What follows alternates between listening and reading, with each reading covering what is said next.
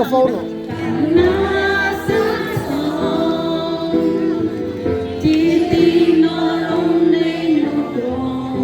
គាត់យក microphone ជ្រៀងមកគាត់ជួយ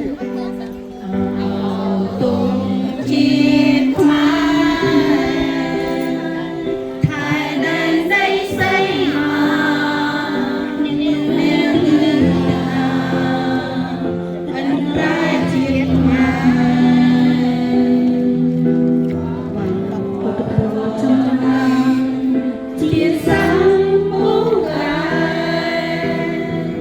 យើងត្រូវខំថែឲ្យបានត្រឹមត្រូវជាតិកូនខ្មែរហើយមកទាំងដង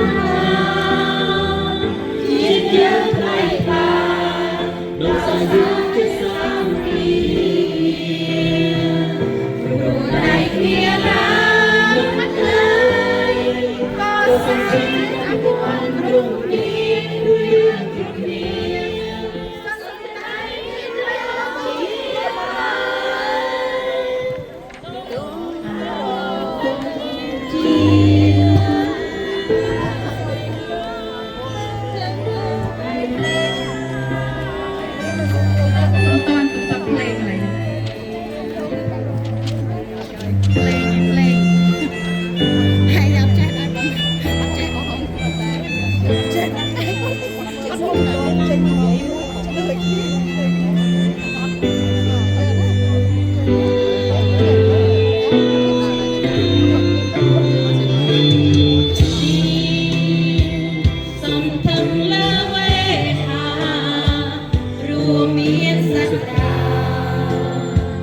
ជាលំរជ័យ